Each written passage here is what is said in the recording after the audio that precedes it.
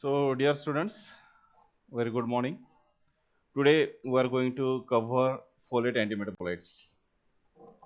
So, there are various drugs in this folate antimetabolite class, but our syllabus include 1 to 2 drugs. And that the first drug is the methotrexate.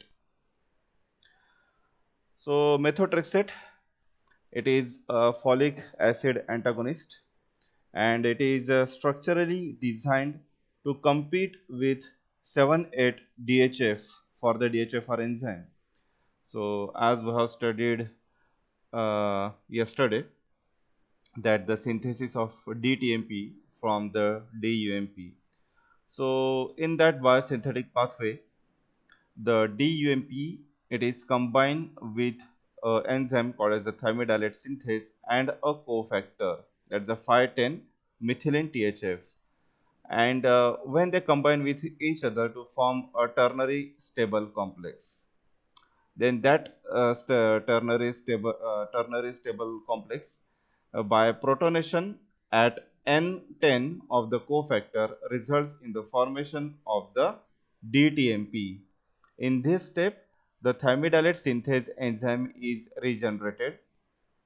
Whatever the DTMP is synthesized from the ternary complex, that DTMP is again get converted into the 7,8-DHF, and further that 7,8-DHF is converted into the THF, and then the THF is again converted into the cofactor, that is the 5,10 methylene THF by a enzyme.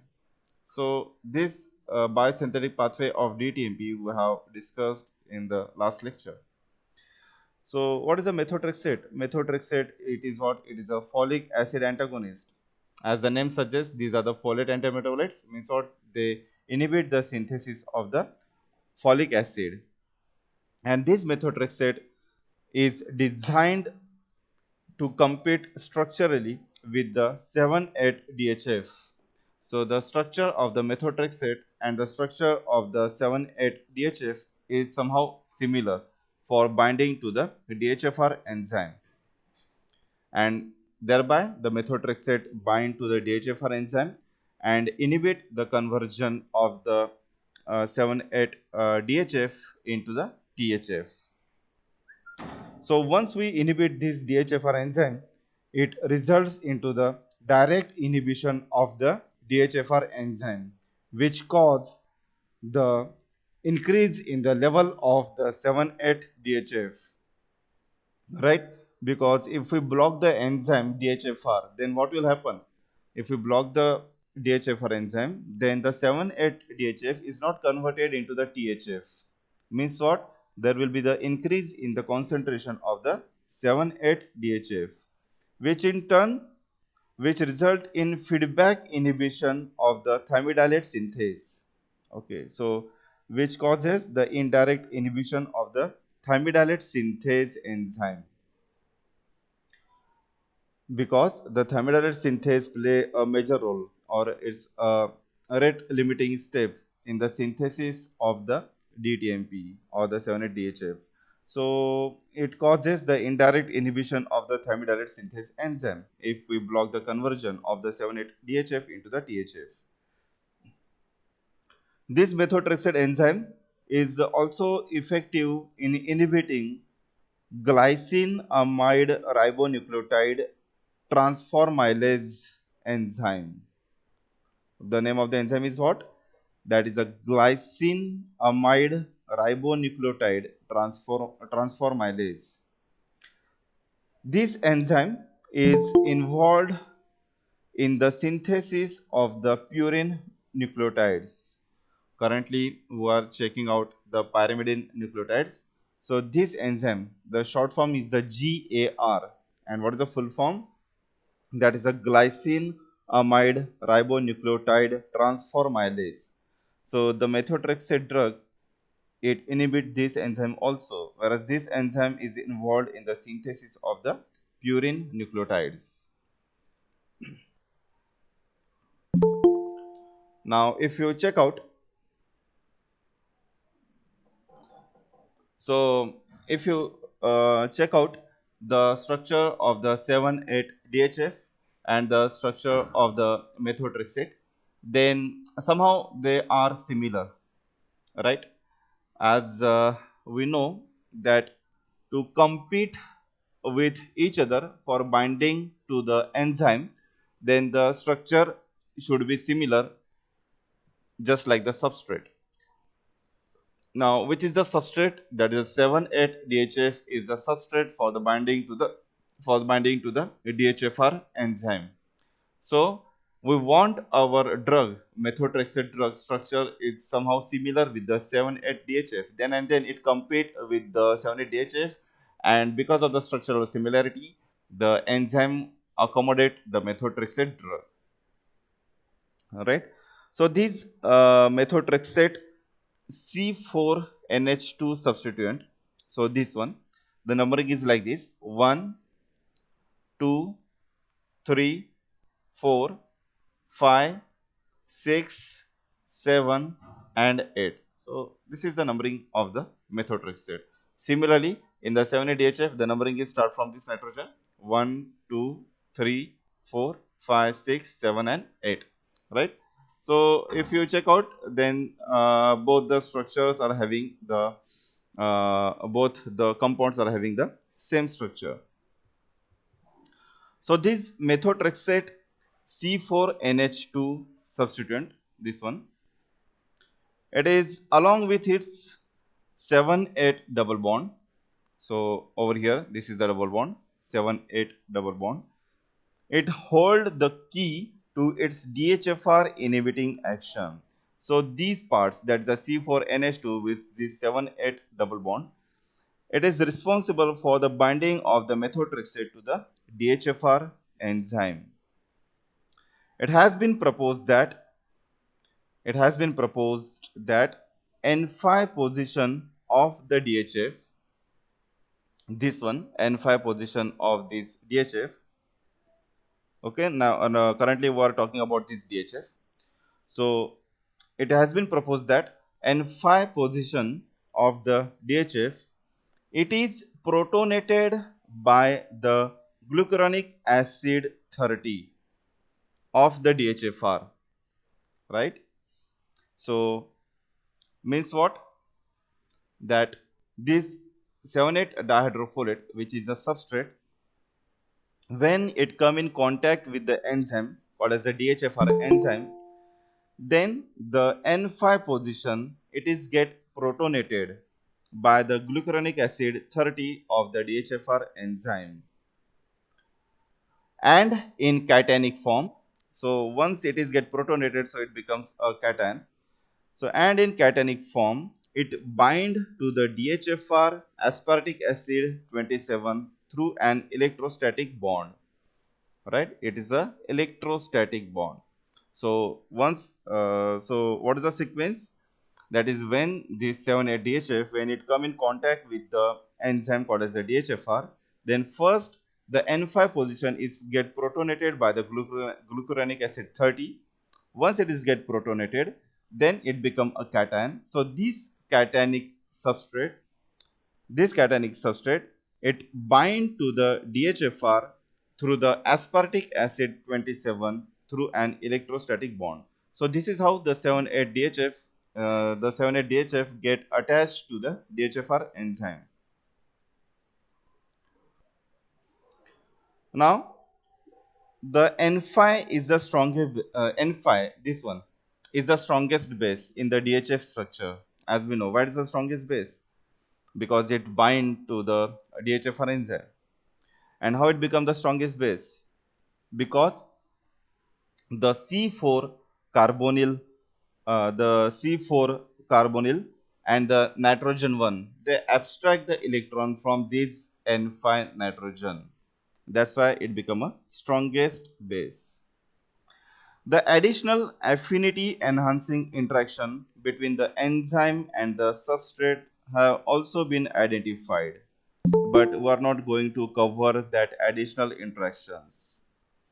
And once the substrate bound to the enzyme, the substrate 5,6 double bond, so which is present in the 7,8-DHF structure, It is positioned close to the NADPH cofactor so that the transfer of the hydride can be proceed, and then the 7,8-DHF then later on get converted into the THF. Now in contrast to this 7,8-DHF, the methotrexate also contain the C4NH2 substituent. So this is a substituent, C4NH2 substituent, which is present in the methotrexate drug. This C4NH2 substituent, it enriches electron density at N1 through pi electron donation. Okay, so this C4NH2 substituent of methotrexate, it enriches electron density at N1 through pi electron donation and increasing its basic characteristics and promote protonation by glucuronic acid 30. So just like 7,8-DHF, जैसे 7,8-DHF में ग्लूकुरोनिक acid 30 protonation कर रहा था यहाँ पे, वैसे ही ग्लूकुरोनिक acid 30 protonate करता है at N1 of the methotrexate. Okay, and then again the aspartic acid of the DHFR, the aspartic acid of the DHFR, it get interacted with this cationic ion by forming a electrostatic bond. But in this case, methotrexate is our antimetabolite agent, whereas the 7,8-DHF is the substrate for binding to the DHFR. 7,8-DHF is the substrate for binding to the DHFR. So if 7,8-DHF get attached to the DHFR enzyme, then it causes then it result in the synthesis of the THF. Okay, then it results in the synthesis of the THF. But we have to inhibit this step. So because of the structural similarity and by the same process, now over here the protonation occur at the N5 position, and later on this drug, the 7,8-DHF substrate, get bind to the aspartic acid 27 of the DHFR. So this is happen at the N5 position, but in this case it is happen at the N1 position. So the process is same, but only the position is different. In the 7,8-DHF it is occur at N5, in the methotrexate it is occur at the N1. So methotrexate, it is a broad spectrum antineoplastic agent, and it is used in the treatment of the acute lymphoblastic and the myeloblastic leukemia and other lymphomas and the sarcomas. So of course each and every drug is having some beneficial effect as well as having the side effects. So the methotrexate having the side effects like the bone marrow suppression, pulmonary fibrosis and the GI ulceration. This drug, methotrexate drug, it causes severe toxicity like reduced folate replacement therapy with the 5-formyl tetrahydrofolate must be initiated as soon as possible. So if toxicity occur because of the methotrexate, then this agent, that is a 5-formyl tetrahydrofolate, which is available in the brand name as a leucovorin, it is given to that patient. This leucovorin, it generate the folate cofactors needed by the DHFR and the GAR transformylase to ensure the continued synthesis of the pyrimidine and the purine nucleotide in healthy cells. This leucovorin rescue therapy is often given as a prophylaxis after high dose methotrexate therapy. So this is the structure of the leucovorin. Now the second agent of the folate antimetabolites is the Pralatrexate. So this is the structure of the Pralatrexate. The only structural difference between the Pralatrexate and the methotrexate is in the area of N10. Pralatrexate is a 10-diaza analog where the carbon atom replacing N10 has been substituted with triple bond containing propagyl ring. The structural alteration result in significantly enhanced tumor cell uptake via reduced folate carrier and follyl polyglutamate synthase FPGS mediated polyglutamation, which adds several anionic carboxylate group to the molecule and trap the drug at the site of action.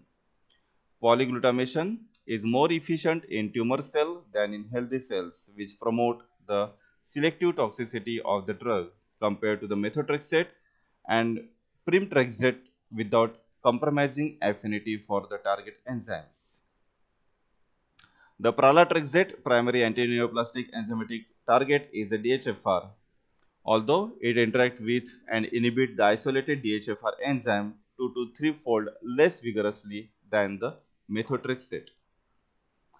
The higher concentration of active polyglutamate drug trapped within the cell provide a more potent DHFR inhibitory effect compared to the methotrexate and a greater antitumor response than the methotrexate. This drug is used in the treatment in T-cell lymphoma and non-small cell lung cancer. So this is what about the folate antimetabolites. So thank you.